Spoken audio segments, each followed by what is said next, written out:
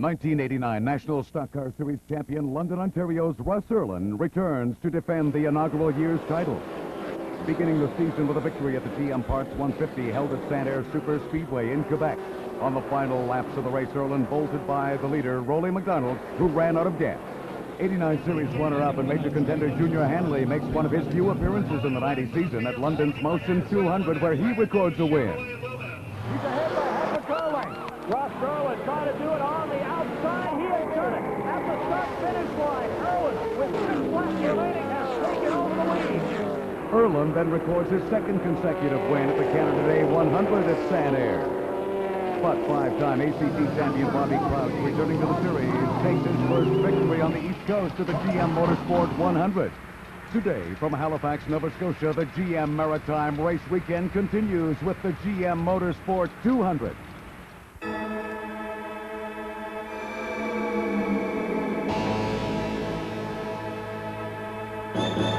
The GM Motorsport Hour, brought to you by General Motors of Canada Limited and by Quality GM Parts, Priority Courier, and Sony of Canada.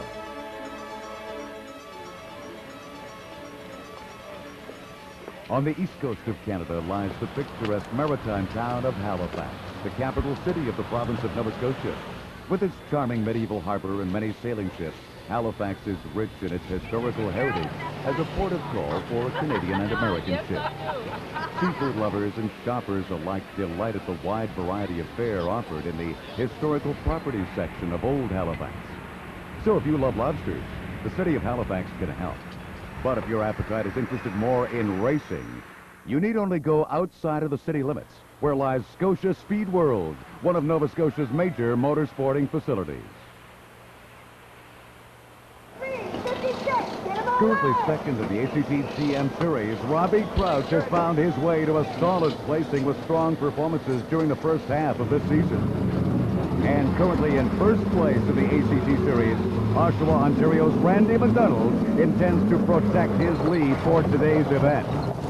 The points lead, this is sort of the second time we've been back in the lead now, and you know, usually it's only 8, 9, 10 points, so that it's really tight between Cabana and Crouch. Russ is back there, but because he missed that one race, we're keeping a pretty good margin over him. I don't know, sometimes it's nice to be in second. It takes a little bit of pressure off, and you know what you got to go after. You know, it's kind of swimming out after the bait or whatever. And when you're in the lead, it's like you're the rabbit, and there's about 30 hungry dogs after you. So I don't know, it gives us a little bit of confidence, especially winning time trials here. And, you know, if you can keep the mental edge and keep everybody guessing what you're doing, then that's good too. The 1989 Series champion London's Russ Erlin holds first place in the GM Series, but will find it difficult to hold on without a victory today. Well, you know, traditionally I've always held back the first half of the race, and this year I guess I've been goofing up a little bit and trying to run for it. My plan today, my strategy is I'm going to hold back the way I did last year, and I'm not going to race until the last 50 laps of this 200 lapper. I'm going to leave lots of room between the guy in front of me and me, and if somebody beats on my back door, I think I'm going to just let them on by, because I don't think they'll be around on the end if they're driving that way. And Russ Erlin's point well taken there. He's got to have that victory today, because there's 5 other drivers here in these point standings that could catch Russ today in Halifax.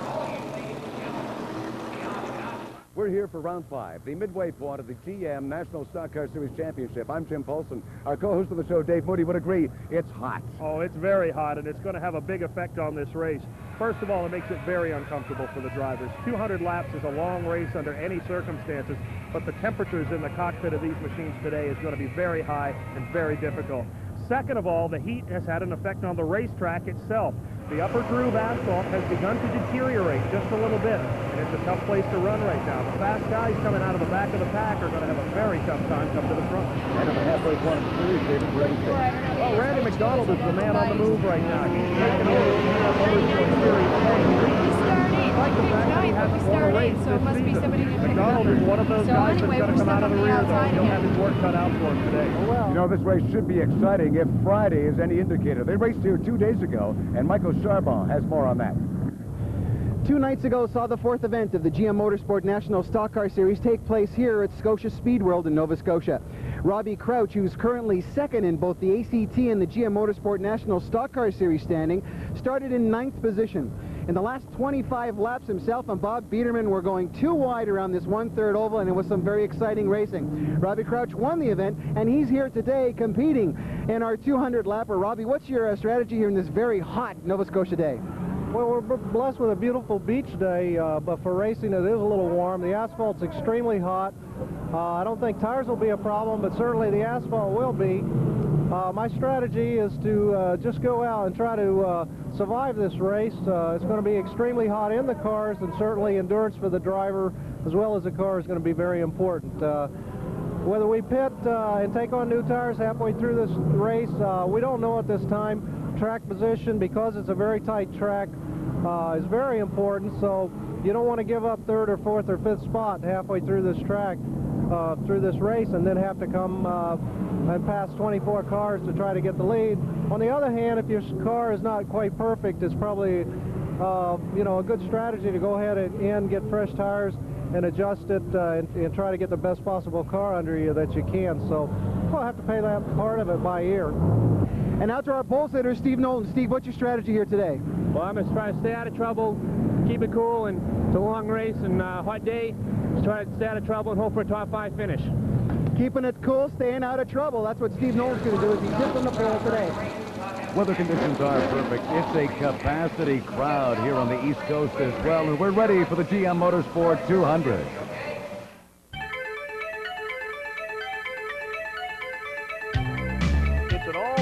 Front row in this afternoon's GM Motorsports 200. First, the top rookie on the American Canadian Tour, Steve Knowlton of Ipswich, Mass. Outside from Brampton, Ontario, Bill Zardo Jr. in a Chevrolet. One of the great veterans, Don Biederman of London, Ontario, starts inside of row 2. Outside, another rookie from Owen Sound, Ontario, Robbie Thompson.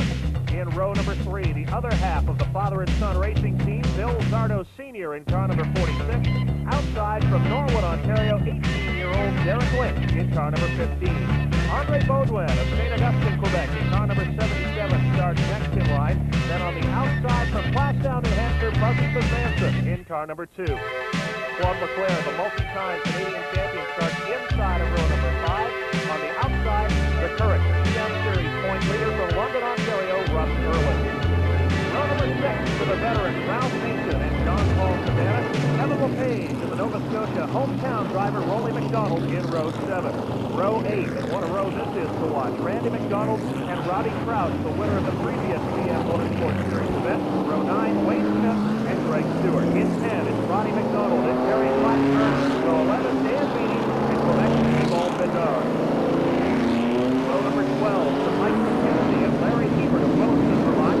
Row number 13, Ron Staley and local driver James Butler. Running out back, all alone in row number 14, Leo Cochran and Dodge Jacob. Field in beautiful order as they come around to double up on the one they made yesterday on this course, David. It's going to be a little different challenge for them, and the rookies are out in front as they anticipate a green.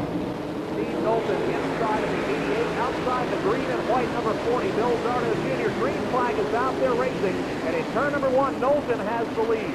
Zardo gets back down single file in second, then a side-by-side battle for third, Don Biederman and Robbie Thompson.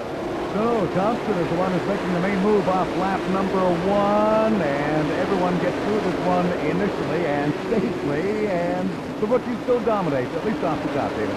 Steve Knowlton out on top. That outside line is no place to be here in the early going, and Robbie Thompson having a tough time. He has lost 3-4 positions now as Knowlton and Bill Zardo Jr. lead the charge out in front. Steve Knowlton looking for his first. We've got caution flag out. Car spin in turn number 4, the Dane Butler car number 76, and Ron Staldy in car number 56 have got together, and quickly we are under yellow. Didn't really catch that one, David, but let's get a replay here. We'll see exactly what happened. Looks like they both just spin around a touch. No. Staldy gets around at the top of the corner, and Dane Butler does a nice job, gets on the binders, and avoids the number 56 machine. So those two drivers will look to refire the automobiles and rejoin the pack at the tail end.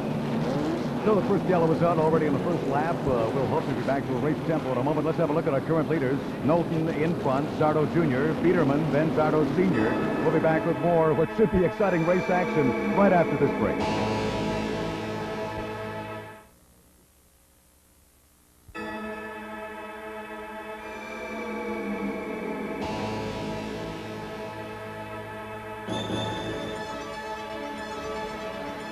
Well, we're back on that tranquility of the harbor in Halifax, but the race action is at Scotia Speedworld, and we talk about a record crowd. They were literally turning people away at the gates today. They were indeed, and this is what they came to see. Just 2 laps in the record book, and we are set for a green flag restart next time around. Steve Knowlton and Bill Zardo Jr. side by side in row number 1. Then John Biederman and Bill Zardo Sr. Derek Lynch and Robbie Thompson in row 3. Here they come down to the green, and this time Zardo gets a bit of a jump on the outside lane. Okay, again, the rookies tend to dominate off the start of the second round in Halifax today, and in fact already beginning to pull away a little bit is Knowlton, and he bobbles a little bit out of that corner. Steve Knowlton still trying to find the handles on this tricky oval. Bobbles just a bit, but holds on to the lead in the KT Enterprises Chevrolet. Knowlton, then a car length back in second is Zardo. The man on the move is John Biederman. He's got a hold on that inside line. He moves to the number 3 position. Bill Zardo Sr. traps up on the outside. He's going to give up 4th now as Derek Lynch moves underneath. So Steve Knowlton in front. That's number 88. 40 is Zardo, and that is the junior member of the Zardo family. Now our leader is beginning to run away, and look at this. We have our local favorite off the track here. Roddy McDonald down on the inside of his Chevrolet Camaro got bumped. He has it back underway, and the field will remain under green, but McDonald is in danger of going a lap down as the leaders now work across the start-finish line. Steve Knowlton putting a lap on the Dane Butler automobile continues to lead it.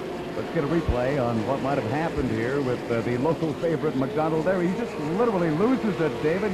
At least stays out of harm's way, brings it down to the infield, manages to correct it, and in effect he's back into the race, and I don't think too much damage done there. No damage done. Roddy McDonald had a little help going around from Mike McKenzie's car number 99, and McDonald now the big loser as he is about to go a lap down to the leaders. As they race the front chute, trouble on the back straightaway. The 44 of Wayne Smith gets tagged.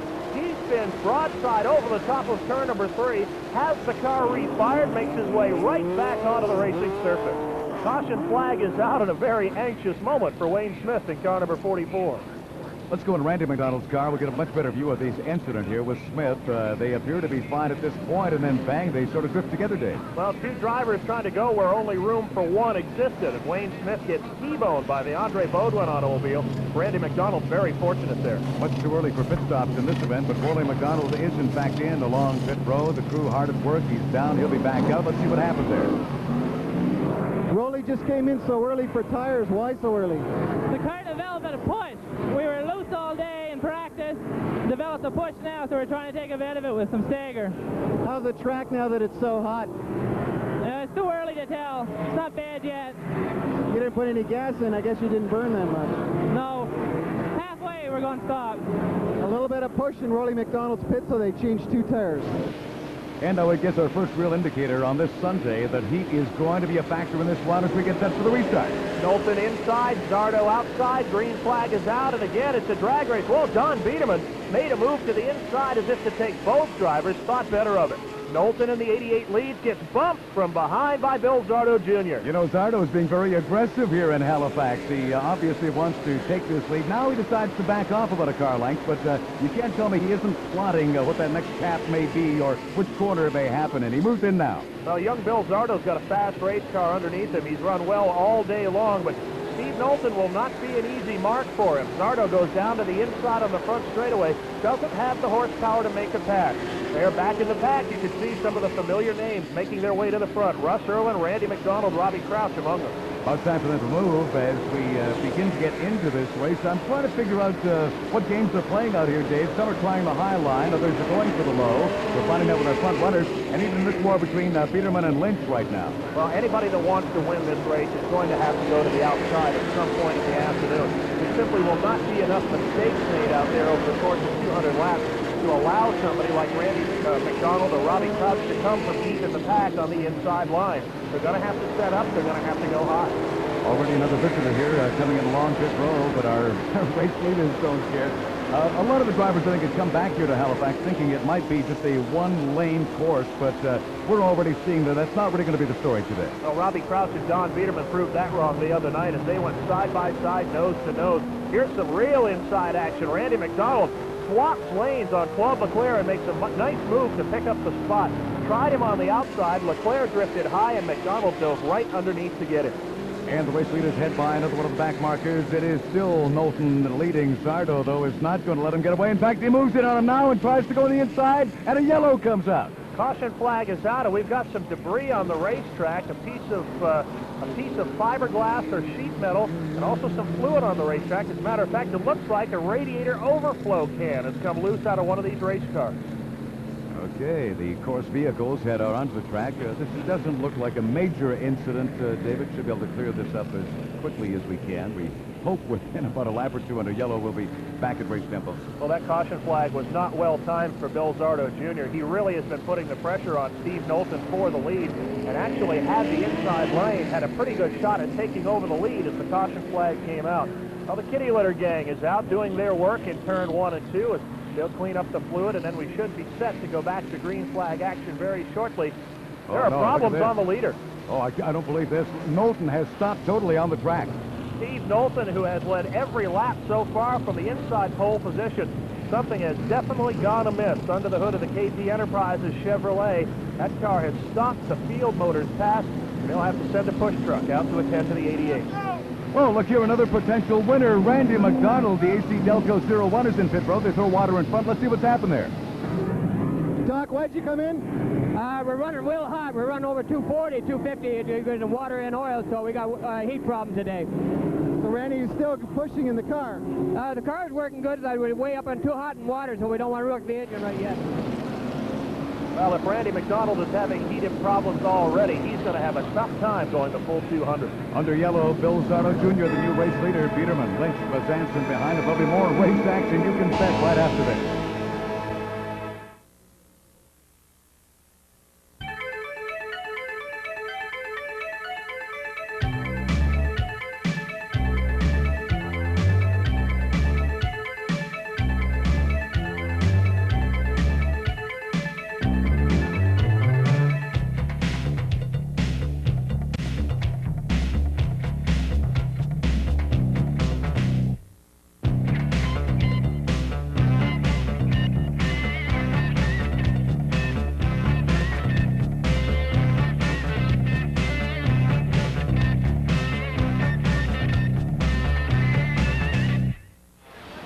It is hot and sunny downtown Halifax here at the harbor, and even hotter at Scotia Speedworld with 3 potential winners already with trouble. Well, Randy McDonald having overheating problems early. Rolly McDonald's been on pit road, and the early leader, Steve Knowlton, on pit road with Michael.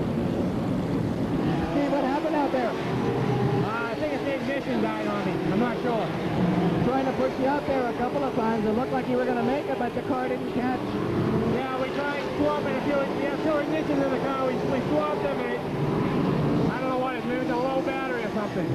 Unfortunate circumstances for Steve Knowlton, who's out of the field for today.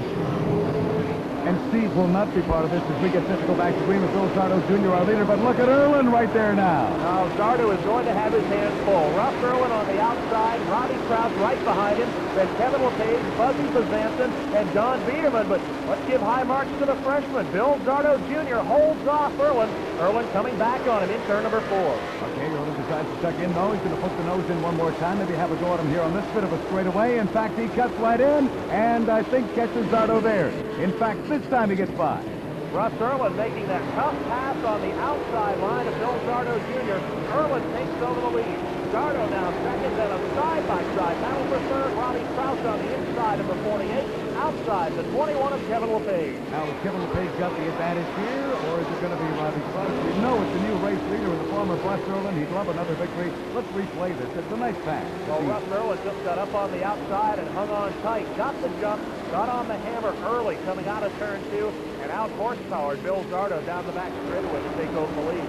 Again, you may not want to gamble with those high lines. Oh, there's a trio coming together, but they all got by safely. Just a little bit of bump and run on the third mile Scotia Speedworld. Robbie Kraus now gets to the inside of Bill Zardo Jr., and the rookie now has made one mistake, and it's going to cost him. Kraus gets underneath for second, right behind Buzzy Bazanson going for third. Now Kevin LePage in the red number 21 goes to fourth. Zardo all the way back to fifth. What an amazing attack on Zardo, and now Erlin is the recipient of an attack here, and I think we may have a new race leader by the next corner or two. Well, Robbie Kraus, this is very, very familiar to those that were here a couple of nights ago. Kraus goes to the outside line, and just begins cutting into the lead.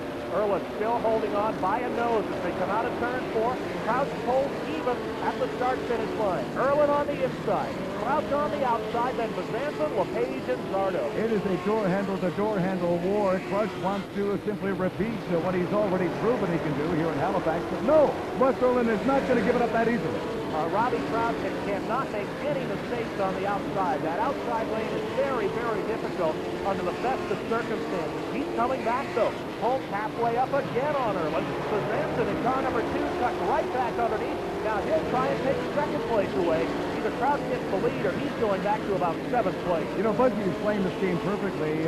He is certainly very much a factor here, and I'm not sure whether he really wants to continue to follow along behind Erlin or let Crouch make a move of some kind. Well, that trio are hanging in. It's all up to Robbie Crouch right now because Buzzy Bezanson has filled the hole on the inside. Crouch has got to get around Russ Erlin. He's going to have any hope because if he gets stranded out on that outside line too much longer, everybody's going to move underneath. I really think that Buzzy feels if he hangs in here, they can kind of blow Crouch away or slide him away, if you follow me, Dave, maybe up toward the outside of the track. He may feel that Erlin and Buzzy can get rid of this man if they hang in here. Well, Robbie Crouch is not going to give it up without a fight. He keeps battling back on that outside line. He was even that time across the start-finish line. Erlin with the advantageous low groove. Crouch in the 48 on the outside. Bezanson in the 2 is third. And Crouch just will not give it up. Just like he did 2 nights ago. Round and round and round he goes on that outside lane. There's still lots of activity a little further back in the back, but the entire crowd here, and I do mean a record crowd, are glued in this war in front, and Erlin will not give it away. Crouch is still trying to grab it. He drops back again about a tire length. Now he steps out and goes for it. Robbie Crouch with a burst of speed out of turn number 4 has the nose in front. Down the back straightaway, he's done it. Robbie Crouch in car number 48 with a spectacular bid on the outside lane takes it away. Erlin with a look back to the inside, but Crouch has got the lead now. Erlin drop kick back to second, then Bezanson, LePage, and Bill Zardo Jr. Really, Robbie found a little hint of Jericho there or something. I mean, it was literally a burst of power, and he finally caught Erlin, and now it's going to be tough for Russ to catch up and get by. Now, Robbie Crouch, now that he's in the lead, is beginning to extend it. He clearly has the faster race car of the 2. He's opened it up to 2, maybe 3 car lengths. That bears a second look. Erlin on the inside, Crouch on the outside. Now watch the jump he gets coming off turn number 2. He's got the RPMs up. Erlin just gets a little bit sideways coming out of the corner, and that was all the advantage Robbie Crouch needs. And again, a perfect textbook pass. No question, he pulled it out beautifully. Robbie Crouch appears to continue to be in control here in Halifax. Crouch is really motoring away now. He has got 5 car lengths in hand over Russ Erlin as he goes to put a lap on the Ron Saldi automobile racing toward turn 1. Russ Erlin right now is more concerned with holding on to second place as Kevin LePage is all over it. Here we are in car with Randy McDonald in the AC Delco Buick. He spins it in turn 1. Randy McDonald all the way around, sits down in the middle of the racetrack. Cars taking evasive action. McDonald backing it down into the infield.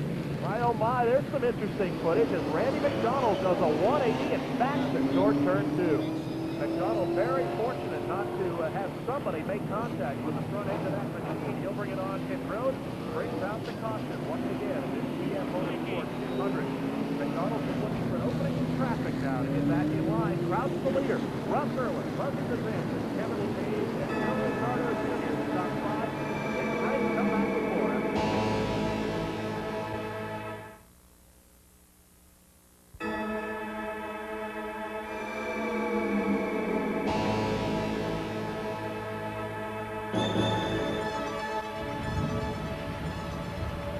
Under caution on a broiling hot afternoon at Scotia Speedworld, Halifax, Nova Scotia.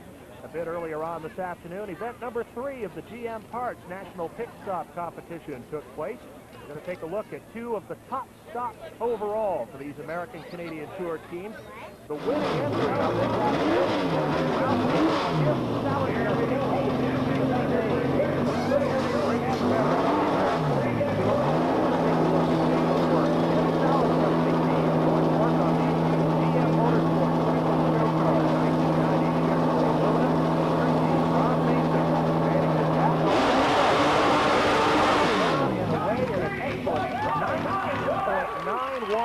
seconds.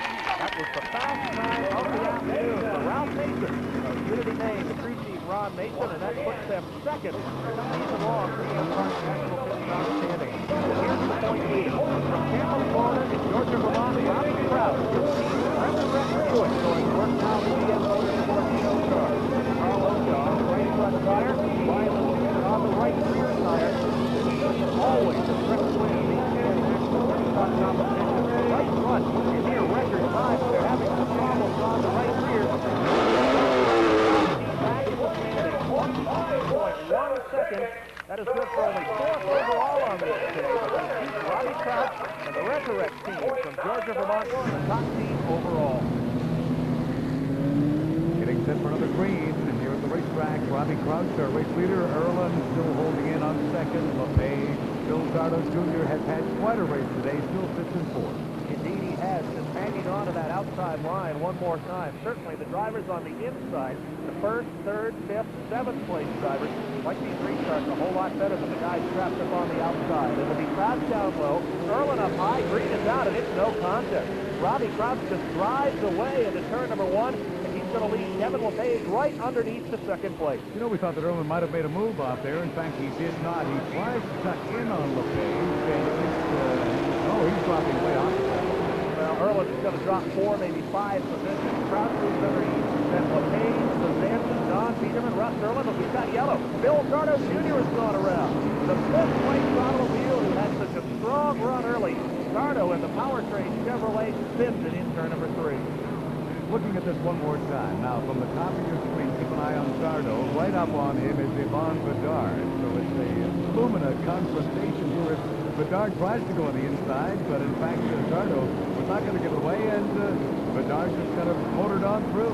As a result now, considerable damage in front here on Bill Zardo Jr. He may be done for today. That's a tough race. The freshman competitor from Brampton, Ontario, had himself a solid top 5 finish going.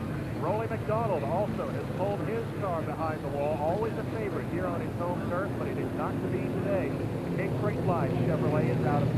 Felt that sort of right off the top of today's event. Only had those problems earlier in the meantime, but contemplate a restart. And now, can LePage make a move off the front row? Well, it's going to be tough. Robbie Kraus is hooked up. He's got the advantage of the inside line. Kraus down low. LePage up high. Then the row number 2. Green flag is out, and LePage gives him a run as they hit turn 1. Well, Robbie Kraus does not want to give this one away, but they are literally side by side. Oh, now he leans into it, pulls away. He's in front. Robbie Kraus holds the lead. LePage right on his back bumper, holds on to the second spot. His third is one of the sleepers in this race so far. Samson has been among the leaders all afternoon long, but really hasn't had a shot at that number 1 position. Leslie Hartford back almost to tap there, and now that Kraus is in front, he doesn't want to be part of this action. He's trying to get away and to dominate a game today in Halifax. I don't know that he'll be able to do so. Here's Buzzy with another go. Buzzy the Samson in that black and white car number 2, right up on the back bumper. Down on the inside line. Kevin LePage, the veteran driver. I don't believe he's going to give up that low through if he can avoid it. Kraus now is his team to get him to pull away once again. He's up to a couple of things. He goes high on a turn 4. Samson was in a daylight lane, couldn't hit the hole down the front straightaway. Amazing. Berkeley did not take advantage of that. He had a real opportunity there with Kevin sort of sliding out to the top of the track and moving inside, but Kevin selected that very quickly. And there we just got a glimpse of Buzzy maybe trying to move one more time, and at this time successfully. Well, it was just a matter of time. Samson coming off the corners on the bottom. Nathan John number 31 pushing high. So Samson goes from second, and he holds Don Peterman right along with him. Peterman in that red and yellow number 67, who's under LePage as well. He takes over third. LePage now 4th to Bill Zardos. Buzzy for Samson. 67 is John Peterman, and it looks like Peterman is now making a bit of a move. Kind of put the nose down there. I thought he'd have a look, but thought better of it at least on this race. Well, Don Peterman is not that quite as strong as he was a couple of days ago in the opener, but he's going to have second place here. He's up to the inside of Buzzy for Samson, and we've got another change here from the top 3. Peterman now goes to second, so Samson back to third. We've got a real rematch taking up here. Kraus and Peterman. Peterman will make a run. In the meantime, though, look at our race leader. He is truly beginning to run away. Traffic not into the factory for Roger. Slow conditions to what this track has to offer is Scotia Speedworld. Let's look at this Peterman Branson battle one more time. What is Fuzzy going to do to counter? Well, looks like he may look on the inside. Nope.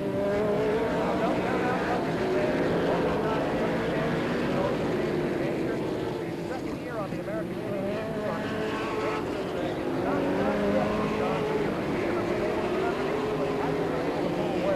Out in front of winning all, Robbie Crouch. The resurrect Stewart, John number 48. Nearly a quarter-track lead over Biederman and the Sampson. A great run by the other half of the Zardo team. Now, Bill Pinkett pulled himself up into the top spot. Okay, we're watching this continuing battle. Biederman and the Sampson is the main bit of action in the course right now. Oh, look at this. LePage has spun out. Kevin LePage, who has been running in the top five, fifth place on the field, sitting broadside in the middle of the back straightaway. He refires the Cisco Ford and takes it on his way, but a tough break for LePage. He'll have to go all the way to the back. Boy, he just looped that one all alone. My guess is he's got a tire down on car number 21 because Kevin LePage has been in this game a long, long time, and he's not the kind of driver that does 180s without some help. Strange one, David. He was literally running alone at that time, and the car just spun away on him. So here we are with the yellow up one more time, just outside of Halifax. Don Biederman goes to the second. Third, Bill Zardo, Senior, and Dan Beatty is up into the top five now in car number 53.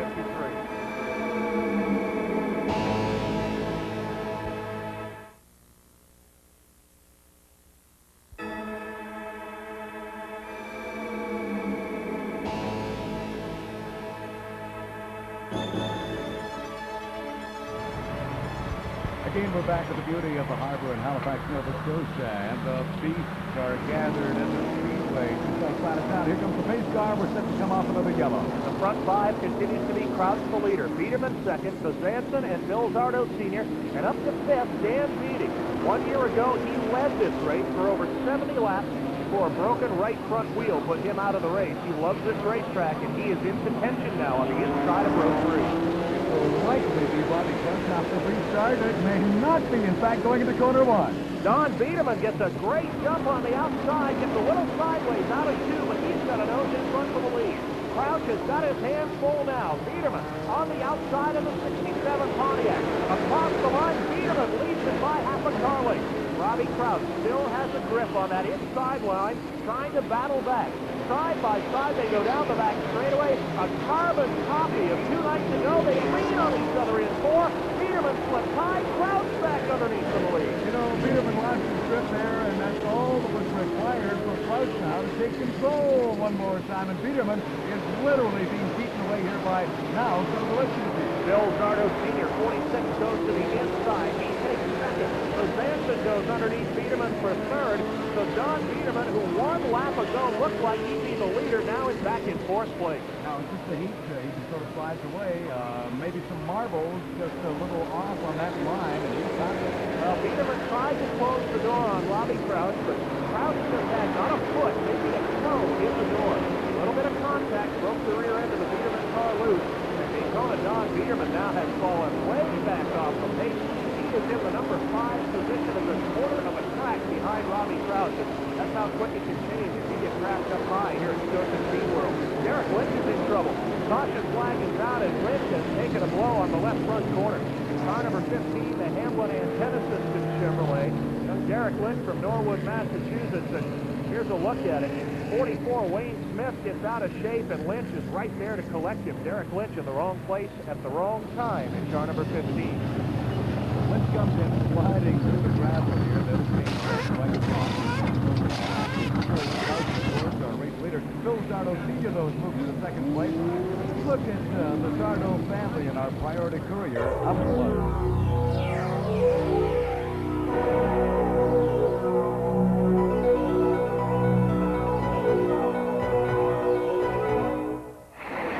Ontario has produced a father and son racing team of Bill Zardo Jr. and Bill Zardo Sr. The Zardos entered the 1990 season with a 2-car team in their quest for the National Stock Car Championship. Zardo Jr. in the number 40 Chevrolet Lumina is in his rookie year, while father in the number 46 Chevrolet Lumina enters his 2nd year of competition. Well, I started 28 years ago, and he helped me since he was a kid, and he just decided to get a car of his own and race. They got in the way for a lot of years before we started learning things to do. He was a gopher for a long time, going for parts and everything else, and then he just fit right into the crew and helped for a few years and then he got into it himself. Being a rookie presents many challenges. Add to that your dad on the track as a fellow competitor. The result is added pressure for a newcomer to the sport. It's good racing with him.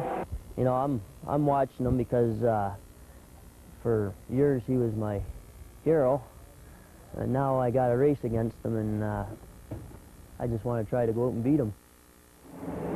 Motorsport has a tradition of father and son teams. The Cardinal racing effort focuses on shooting and points.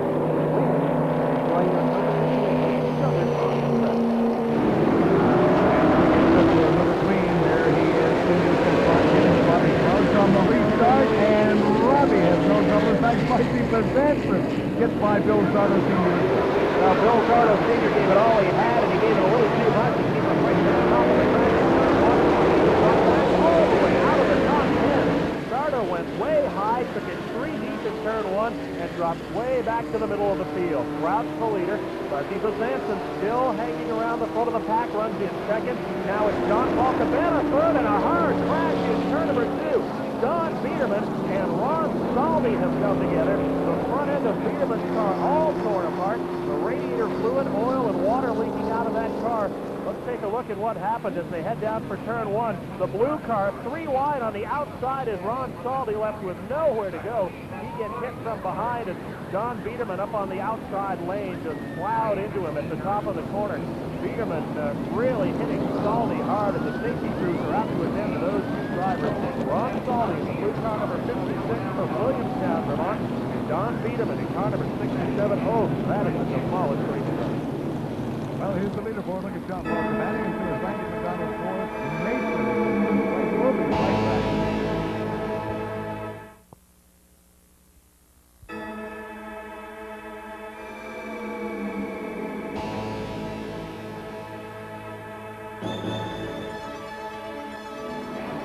We're back at Scotia Speedworld outside of Halifax. 166 lap, GM Motorsport 200. By the way, Biederman and Salvi are okay after that accident. We've got a green. We're back to race tempo. And this time, Bucky Bezanson in car number 2 will get his shot at the lead off the outside pole. They hit turn number 3, and Bezanson can't make it stick. Crouch moves underneath to regain the lead, and right behind him comes John Paul Cabana. The 37-year veteran Cabana down to the inside, gets second. Bezanson now is going to have to fight for third as Randy McDonald in the 01 moves underneath him. You know, we've seen that move earlier today. This time, John Paul Cabana took advantage of it. You hang on that inside there, and if you get hung up on the outside, that's it. You're going to lose a spot or 2, and Randy McDonald took advantage as well. So, the 2 of them in fact got by Bucky Bezanson there without really any problem at all. And now Randy has to go at John Paul. Well, it's been quite an afternoon already for Randy McDonald. He's been on pit road just about every caution in the first 100 laps with his crew throwing literally buckets full of cold water in the grill opening of that car. But apparently they've got their overheating problem solved. And right now, Randy McDonald making some problems of his own for John Paul Cabana, working him over hard for second place. Randy's got the advantage aerodynamically for him. John Paul Cabana, he's got that right left fender gone, but still working as well. The Oldsmobile now part of the Buick sandwich here in Halifax. Well, John Paul Cabana with a little bit of cosmetic damage. That's bound to happen at 200 laps on a short track like Scotia Speedworld, but Cabana holding on to second. The big question right now, though, is can anybody flag down Robbie Crouch? They call him the Tampa Tornado, and he is blowing at gale force speed here this afternoon. A good 5-6 car lengths in hand, and Crouch right now, Jim, is just riding. He's holding that advantage, saving his tires in case somebody back there, most likely Randy McDonald, has got a challenge left. There's some sort of magic in the monster out here for the man. Oh, we got another yellow waiting here one more time, and that's another bad crash. Robbie Thompson in car number 09 has gone around on the back straightaway. The youngster from Owen Sound, Ontario, in his rookie year on the American-Canadian Tour, has lost the hood on that machine. I'm not sure if that was a direct result of this incident or a previous altercation that young Thompson was in. There's the black Thompson car trying to go down to the inside. It's chopped off just a bit in the corner. Does the 180, but no harm done. He should be able to refire and join at the rear. So Robbie Thompson, having lost that hood earlier, trying to bring it around. It's the Thompson car. There's no question of 09. Now this Buick running though now at the back of the pack as opposed to the Buick in front as we get set to cruise. Robbie Now Jean-Paul Cabana, the challenger on the outside, and it's the same story now. Either Cabana has to take the lead, or he's going to go backwards, and backwards he goes. Crouch drives away on the back straightaway, and it's Randy McDonald downstairs for second, right behind McDonald, Buzzy Bazanson.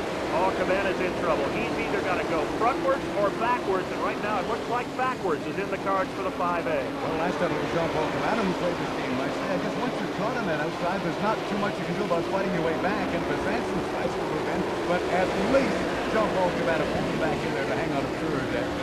He did a nice job. Got it back down single file to hold off Bazanson. And Randy McDonald not wasting any time. He goes right on the attack in car number 01. Gives Robbie Crouch a little bit of a bump as they head into the back straightaway last time by. Crouch the leader. McDonald second. Cabana third. Then Buzzy Bazanson in the fourth spot. And right now it's shaping up as a two-car battle. It's the 48 Crouch, 01 McDonald beginning to pull away from the number 3 man. No question for number 48 Ronnie Crouch. The yellows have not been helping him. Dan Beatty, we haven't mentioned that much. Bill Zardo Sr. still in here, though, and right up on that. Well, Bill Zardo has come to the back of the pack. He was very high on that restart, went well back through the field, but he battled his way up. He runs in 6th. The 53, Dan Beatty, the number 5 machine. 46, Zardo running in 6th. Then the number 11 of Claude Leclerc. Not at all the graphic delight that it once was this afternoon, missing a good deal of fiberglass, but running strongly as he holds on to the number 7 position. That's a good 3-car battle right now. Claude certainly has a Metallon shoulder following as one of the great Canadian hopes here in Halifax, but the entire front of his car seems to be sort of wobbling there. Well, Claude Leclerc, they call him the Canadian Ironman. Nearly 300 consecutive American-Canadian Tour starts. He's got a good run going here, but the laps are winding down for Robbie Crouch. Less than 10 to go now. Crouch the leader, Randy McDonald second, but Robbie Crouch is way out in front. It's going to take a caution flag for McDonald to make any more ground. Again, this Bill Zardo Sr. club, and look at this, the whole turnaround with Dan Beatty now running at the back of the trio. Well, Beatty got a little bit high in the corner, and Zardo did not waste a beat. He was underneath, so Claude Leclerc right along with him. What a great afternoon for Bill Zardo Sr. Here it is. Beatty gets into the corner a little bit too hot, moves up to that second groove, and boy, that's like dangling a T-bone steak in front of a leopard. Bill Zardo is all over that one, and Claude Leclerc follows him through. And again, you can't get to the outside like that.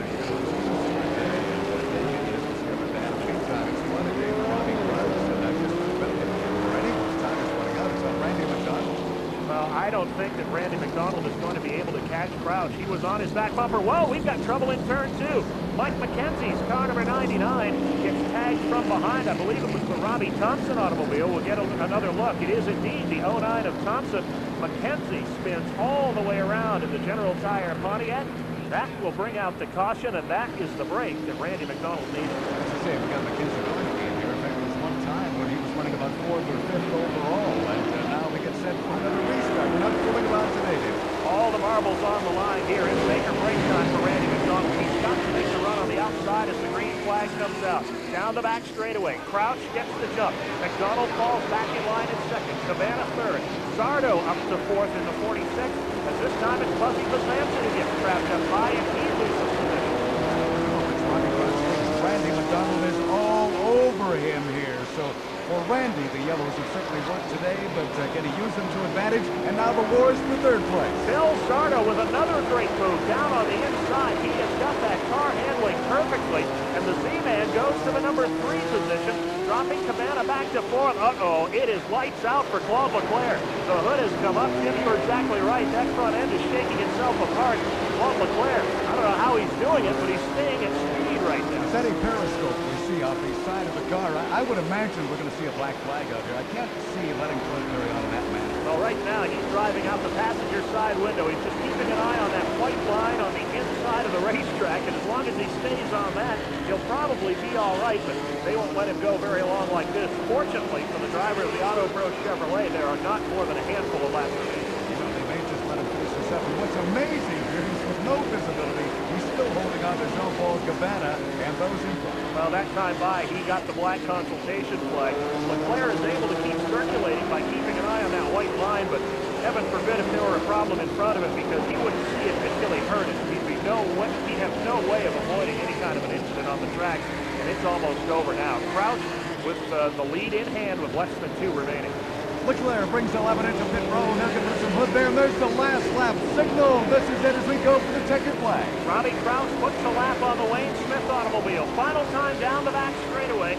Crouch into turn number 3. McDonald needs to pull a rabbit out of the hat. He's not going to do it. Checkered flag is out. Robbie Crouch wins the GM Motorsport 200. McDonald comes home second.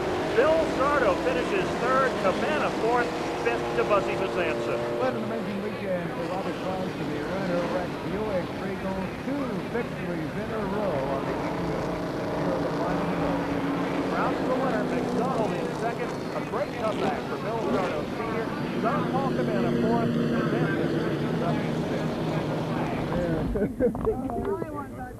Robbie Crouch, our winner here today, a winner on Friday and a winner on Saturday. Fabulous race here today. Oh, the car was great. You know, when you go out and the car will do anything you want it to do, it really doesn't take a great driver to be able to perform with the car. The guys did a terrific job this weekend.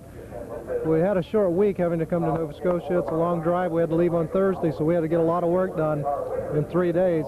They got it done. The car worked. We worked together well this weekend. When we got to the track, you know, we practiced and we found out, we tried some things, and you know, everything we did worked. You know, I think the GM Motorsports Series in Canada is probably the best thing to come along for short track racers in the northeastern United States and Canada that's ever happened. I'm just happy to be involved. Well, Robbie Crouch has a right to be happy. His Scotia weekend sweep puts him on top of the point standings by 10 over Russ Irwin. Bill Sardo Sr. up to third. Randy McDonald drops to fourth.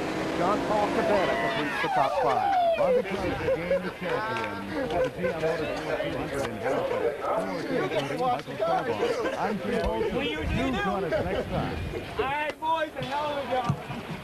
Okay, once again, your top 3.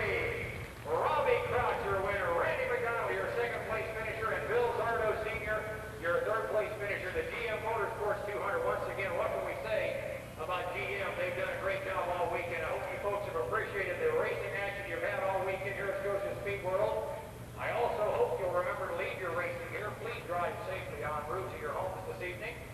I would like to remind you that the champagne flows in Halifax, and we do hope you'll join us for round 9 in the GM Motorsport National Stock Car Series Championship. It'll be the Auto Pro 100 from the Canadian National Exhibition in Toronto.